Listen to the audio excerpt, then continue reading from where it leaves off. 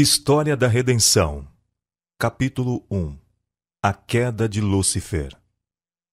Lúcifer no céu, antes de sua rebelião, foi um elevado e exaltado anjo, o primeiro em honra depois do amado Filho de Deus. Seu semblante, como dos outros anjos, era suave e exprimia felicidade. A testa era alta e larga, demonstrando grande inteligência. Sua forma era perfeita. O porte nobre e majestoso. Uma luz especial resplandecia de seu semblante e brilhava ao seu redor, mais viva do que ao redor dos outros anjos. Todavia Cristo, o amado Filho de Deus, tinha preeminência sobre todo o exército angelical. Ele era um compai, antes que os anjos fossem criados. Lúcifer invejou a Cristo e gradualmente pretendeu o comando que pertencia unicamente a Cristo.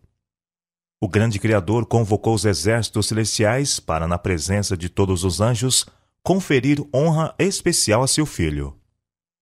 O filho estava assentado no trono com o Pai, e a multidão celestial de santos anjos reunida ao redor.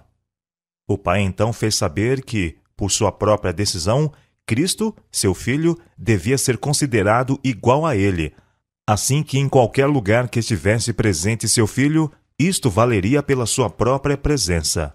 A palavra do Filho devia ser obedecida, tão prontamente como a palavra do Pai.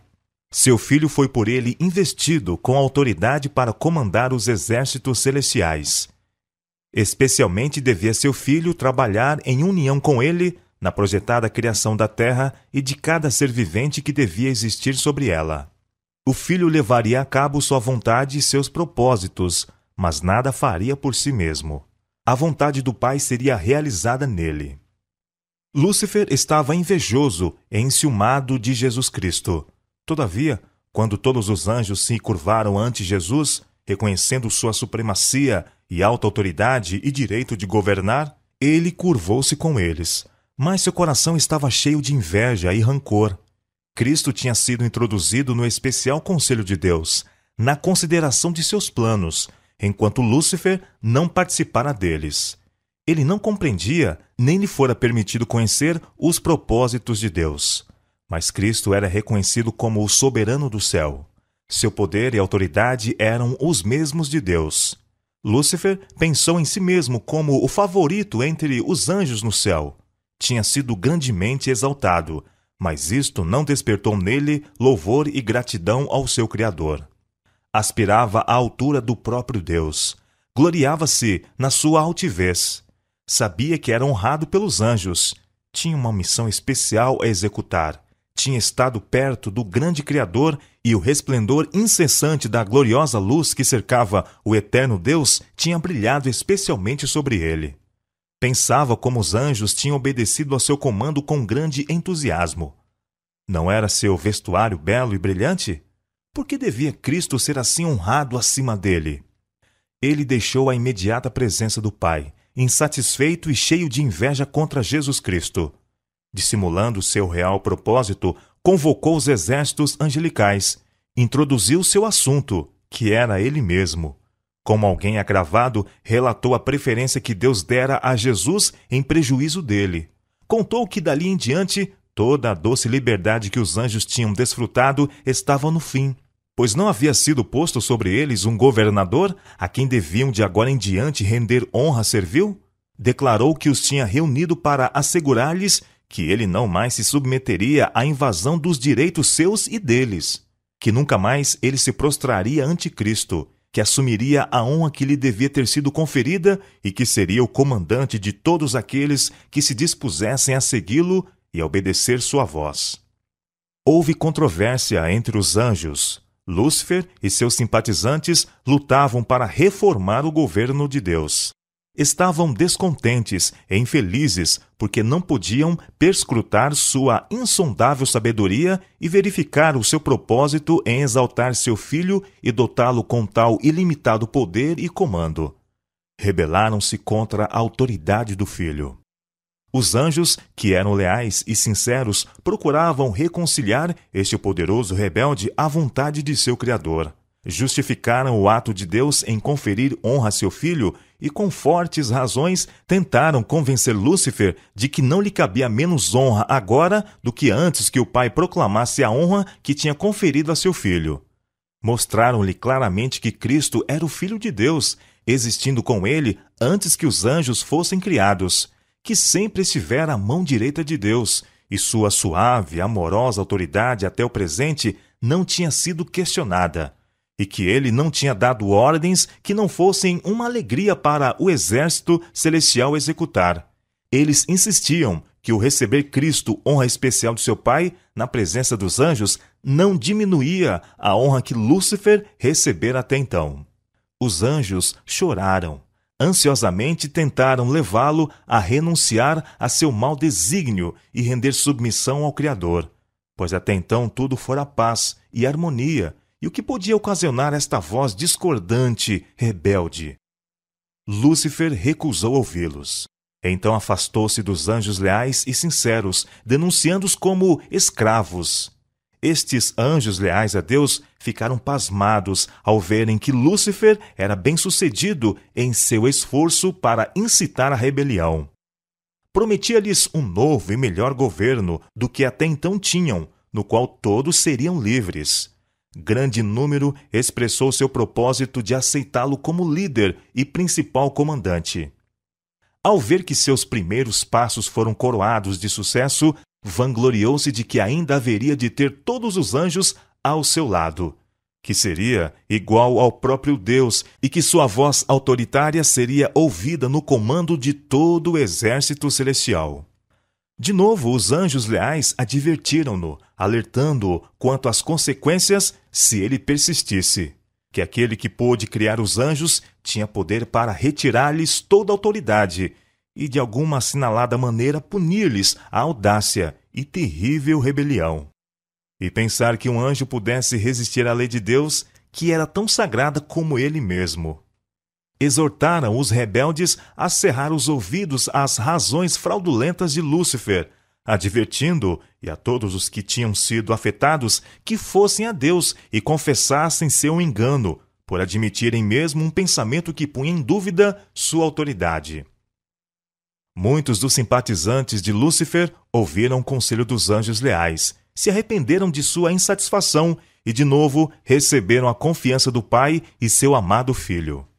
O grande rebelde declarou então que estava familiarizado com a lei de Deus e, se submetesse a uma obediência servil, seria despojado de sua honra. Nunca mais poderia ser incumbido de sua exaltada missão. Disse que ele mesmo e os que com ele se uniram tinham ido muito longe para voltarem, que enfrentaria as consequências, que nunca mais se prostraria para adorar servilmente o Filho de Deus, que Deus não perdoaria, e que agora precisava garantir sua liberdade e conquistar pela força a posição e autoridade que não lhes fora concedida voluntariamente. Os anjos leais apressaram-se a relatar ao Filho de Deus o que acontecera entre os anjos. Acharam o Pai em conferência com seu Filho amado, para determinar os meios pelos quais, para o bem-estar dos anjos leais, a autoridade assumida por Satanás podia ser para sempre retirada. O grande Deus podia de uma vez lançar do céu este arqui-enganador, mas este não era o seu propósito. Queria dar aos rebeldes uma oportunidade igual para medirem sua força e poder com seu próprio Filho e seus anjos leais. Nesta batalha, cada anjo escolheria seu próprio lado e seria manifesto a todos. Não teria sido seguro tolerar que qualquer que se havia unido a Satanás na rebelião continuasse a ocupar o céu. Tinham aprendido a lição de genuína rebelião contra a imutável lei de Deus, e isto era irremediável. Se Deus tivesse exercido o seu poder para punir este sumo rebelde, os anjos desafetos não se teriam revelado. Portanto, Deus tomou outra direção, pois queria manifestar distintamente a todo o exército celestial sua justiça e juízo. Guerra no céu. Rebelar-se contra o governo de Deus foi o maior crime. Todo o céu parecia estar em comoção. Os anjos foram dispostos em ordem por companhias, cada divisão com o mais categorizado anjo à sua frente. Satanás estava guerreando contra a lei de Deus por causa da ambição de exaltar-se a si mesmo e por não desejar submeter-se à autoridade do Filho de Deus, o grande comandante celestial. Todo o exército celestial foi convocado para comparecer perante o Pai, a fim de que cada caso ficasse decidido. Satanás ousadamente fez saber sua insatisfação por ter sido Cristo preferido a ele. Permaneceu orgulhoso, e instando que devia ser igual a Deus, e introduzido a conferenciar com o Pai e entender seus propósitos. Deus informou a Satanás que apenas a seu filho ele revelaria seus propósitos secretos, e que requeria de toda a família celestial, e mesmo de Satanás, que lhe rendessem implícita e inquestionável obediência. Mas que ele, Satanás, tinha provado ser indigno de ter um lugar no céu. Então Satanás exultantemente apontou aos seus simpatizantes, quase a metade de todos os anjos, e exclamou: Estes estão comigo. Expulsarás também a estes e deixarás tal vazio no céu? Declarou então que estava preparado para resistir à autoridade de Cristo e defender seu lugar no céu pelo poder da força. Força contra força. Os anjos bons choraram ao ouvir as palavras de Satanás e sua exultante arrogância. Deus declarou que os rebeldes não mais podiam permanecer no céu. Seu estado elevado e feliz tinha sido conservado sob a condição de obediência à lei que Deus dera para governar as elevadas ordens de seres. Mas nenhuma provisão tinha sido feita para salvar os que se aventurassem a transgredir sua lei. Satanás tornou-se mais ousado em sua rebelião e expressou seu desprezo à lei do Criador. Esta Satanás não podia suportar. Declarou que os anjos não precisavam de lei, mas deviam ser livres para seguir a própria vontade, a qual os guiaria sempre retamente. Que a lei era uma restrição à sua liberdade e que a abolição da lei era um dos grandes objetivos da posição que assumira. A condição dos anjos, pensava ele, necessitava de aperfeiçoamento. Assim não pensava Deus, que tinha feito leis, colocando-as em igualdade consigo mesmo. A felicidade de todos os anjos dependia de sua perfeita obediência à lei. Cada um tinha seu trabalho especial designado, e antes da rebelião de Satanás existira no céu perfeita ordem e ação harmoniosa. Então houve guerra no céu. O Filho de Deus, o príncipe do céu e seus anjos leais empenharam-se num conflito com o grande rebelde e com aqueles que se uniram a ele. O Filho de Deus e os anjos verdadeiros e leais prevaleceram, e Satanás e seus simpatizantes foram expulsos do céu. Todo o exército celestial reconheceu e adorou o Deus da justiça. Nenhuma mácula de rebelião foi deixada no céu. Tudo voltara a ser paz e harmonia como antes. Os anjos do céu lamentaram a sorte daqueles que tinham sido seus companheiros de felicidade e alegria. Sua perda era sentida no céu. O pai consultou seu filho com respeito à imediata execução de seu propósito de fazer o homem para habitar a terra. Colocaria o homem sob prova, a fim de testar sua lealdade, antes que ele pudesse ser posto eternamente fora de perigo. Se ele suportasse o teste, com o qual Deus considerava conveniente prová-lo, seria finalmente igual aos anjos. Teria o favor de Deus, podendo conversar com os anjos, e estes com ele. Deus não achou conveniente colocar os homens fora do poder da desobediência.